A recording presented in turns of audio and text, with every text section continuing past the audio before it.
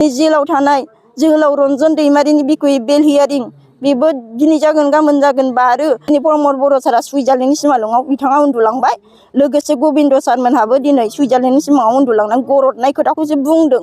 एनडिबिफोरनि रिहाबिलिटेसनाबो मोनजोब्बाय मोननांगौ गैला बा मार्टिसफोरनि मोनथायाबो मोनजोब्बाय बे खोथा बुङो मोनाखै होफुङा गाला बोरै बिदि बुंनो हाखो बा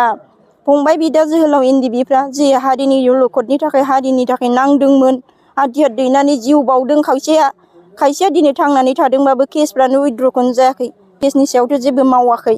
दिनै फंबायफोरनि दिनै केसखौबो बोखांनायनि खोथायानो गैया रायजो राजा आइ आफाया नेनानै थायो हियारिंनि खोथाखौ बुंनाय खोनाया आइ आफा रायजो राजा नेनानै दं हर दिनै नोंथांनि न'आव इउनाइटेड फराम अफ एक्स एनडिएफबिनि माखासे दैदेनगिरि आरो बारग' एनडिएफबिनि सोद्रोमाफोर लोगोसे मार्टियार फेमिलिनि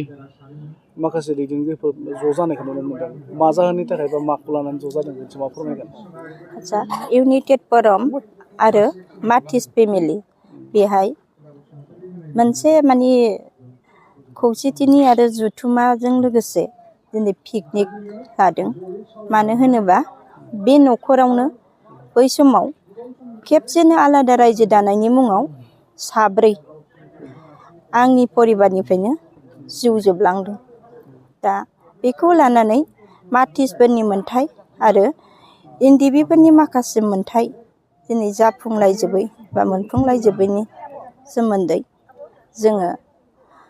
माखासे पिकनिकजोंनो लोगोसे माखासे दुखु सुखु सावरायलायनो होननानै दिनै जथुम्माखौ लानाय जादों। बे साब्रै मुंख्लं जालांनायनि मुंफोरखौ बुंनो हागोन नामा? सोर सोरमोन? गेवलां बसुमतारी गयाराम बसुमतारी देसोम बसुमतारी बिखुनजो आइ आरो एस्लारि बसुमतारी बिहाव बै समाव बिहावा पिटिसिनि निदानमोन आरो बेयावनो एनडिबिखौबो दाजेनलांनाय जादोंमोन बे न'खरावनो। दा बे बिथांमोननि मुङाव सोरखारा जिथु अनसुंथाइ होनाय दं मुंख्लं न'खरनो बे साब्रैनि मुंख्लं जालांबाय बिसोरनि मुङाव बे अनसुंथाइखौ मोननो हादोंना हायाखै? गैया बेनिखायनो दुखु मोनदों बिखा गावदों बिहाव बोराय दङ 80 बोसोर बारबाय फुरा 95 बेबाबाव दङ सोङो माखासे फिसाला सानै आरो बिनानाव फंबायनि दिनै जेबा लागु अनसुंथाइ मानो सफैयासै बय मोननाय खोनायो मानो मोनफैयासै सोरखारनि खुगानिफ्राय होजोब्बाय आरो मोननांगौ गैलाबो खोनायो मा जाखो होननानै दिनै सोंनायाव दिनै आं जेबो बिहावनो एन्सार होनो हायैयाव दिनै मार्टिस न'खर फेमिलि आरो इउनाइटेड फरामखौ दिनै लेंहरनानै बावनो जुथुमा जानाया लानो गोनां जादों। मानो होनोब्ला दिनै बिखुनजो सासे दङ बिदुआ अन्थाव बेमारावबो गोग्लैनानै दं फिसायनि मोन्थायखौ आंनि बिखुनजो आइयाबो मोनाखै आरो आंनि बेवाइ सानै दं बेनि मोन्थायखौबो जेबो मोनाखै आरो दा दुखुनांथावा बेनोदि सोरखारनि खुगाजों होजोब्बाय मोननांगौ गैला एनडिबि फेमिलिया गैला बा माबा मोनसे रिहाबिलिटेसना मोननांगौ गैला होनो गोदोना सुफुंजानायानो दङ बे न'खरावनो दङ खुनुरुखुम थांनानै दङ गैया मोनाखै आखाइ देख्रेबजोबजानानै गोदोना गब्ल'नानै खुनुरुखुम जिउ मोननानै दिनै संसार जानायानो दङ बहा मोनखो मोनाखै खिन्थु बबे बिखाजों बिथाङा बुंखो गबिन्द सार बिथाङा बबे बिखाजों बुंखो बिथाङानो बे सिथ्लायावनो बे एरियायावनो थानानै साइकेल बोराइजों सिबखावथिङो थाबायथिङोमोन बोरै बावगोमालांखो बिथांनि सायाव जोबोद दुखु मोनदों आं गुबुनखौ बुंनो साना मानो होनबा बिथाङानो बुंथारदों जे एनडिबिफोरनि रिहाबिलिटेसनाबो मोनजोब्बाय मोननांगौ गैला बा मार्टिसफोरनि मोनथायाबो मोनजोब्बाय बे खोथा बुङो मोनाखै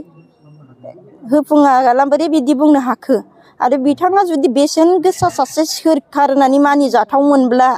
दिनै जिखिनि लिस्टआव दङ हरबाय बाखिखिनि थानायखौ उनाव साक्सेस खालामगोन खोथाखौ बुंलायबाबो गोसोआव नैबे दुखुथिया न'खरफोरा बा जोंनि मार्टिस फेमिलिफ्रा गोसोखौ गोजोन मोनगौमोन बा फंबाय बिदा जोहोलाव एनडिबिफ्रा जे हारिनि अलखदनि थाखाय हारिनि थाखाय नांदोंमोन हाथियार दैनानै जिउ बावदों खायसेया दिनै थांनानै थादोंबाबो केसफ्रानो उइथड्रखौनो जायाखै बिथांमोना केसनि सायावथ' जेबो मावाखै दिनै फंबायफोरनि दिनै केसखौबो बोखांनायनि खोथायानो गैया बिनि सायाव आरो मोनजोबनायनिसो खोथा बुंदों जोबोर अन्याय दुखुनांथाव बिथाङा गावनि फिसाजों समान जोहोलाव एनडिबिफोरनि हाथियार दैनानै सोमावसारनायखौ थगायदों आरो गावखौनो गावबो थगायना लादों बर' रायजोखौबो थगायदों बुहुद अननाय राव बुंदों बिलिथ्रेट गैयै रावखौ बिथाङा बुंदों जाय बिथाङानो बे जायगायाव थानानै थांनाय बिथाङा बावगोमालांदों प्रमद बर' साननि सिमांनि सुइजारलेण्डआव बिथाङा उन्दुलांनानै गरदनानै बुंनाय खोथाखौसो बुंगासिनो दंखौ नुनो मोनबाय थादों बेनिखायनो दिनै आं बिखा गावदों सासे आइजो बा सासे बर' बिमा सासे जोहोलावफोरनि बिब' महरै दिनै फंबायफोरनि नांनायाव फंबायफोरनि दिनै केसखौ उइथड्र खालामनायनि दिनै खोथा बुङैयाव दिनै जेलाव थानाय जोहोलाव रन्जन दैमारिनि बिखय बेल हियारिं बेबो दिनै जागोन गाबोन जागोन बा आरो रायजो राजा आइ आफाया नेनानै थायो जोहोलाव इन्दि लोगो जेखिनि सोराङाव दं नेनानै थायो फैगोन मोनबोसिगोनखौ नाथाय सोरखारा साननैसो सिगां थांनानै बबेबा नेताजों नुजाहैयो हियारिंनि खोथाखौ बुंनाय खोनाया आइ आफा रायजो राजा नेनानै दं हरदो खोथा खोनाया बिथाङा मा होननो थाङो मायाबासो होनफैयो 400 कौटिनि थाखानिसो खोथा बुंफैदों खिन्थु रन्जन दैमारिनि सारखौ खोथाखौ बुंफैयाखै बैयाव बिखा गावनानै दिनै इउनाइटेड फ्रम एक्स एनडिबि आरो मार्टिजों दिनै नैबे न'खराव नैबे सिलिंखार जानायनि सिथ्लायावनो जुक्ति आरो खौसेथि जादों आरो बिथांमोननि अननाय रावखौ जाहाथे आइ आफाया एक्सेप्ट खालामा दिनै प्रमद बर' सारा सुइजारलेण्डनि सिमाङाव बिथाङा उन्दुलांबाय लोगोसे गबिन्द सारमोनहाबो दिनै सुइजारलेण्डनि सिमाङाव उन्दुलांनानै गरदनाय खोथाखौसो बुंदों मोनफुंजोबाखै बबे बिखाजों बुंखो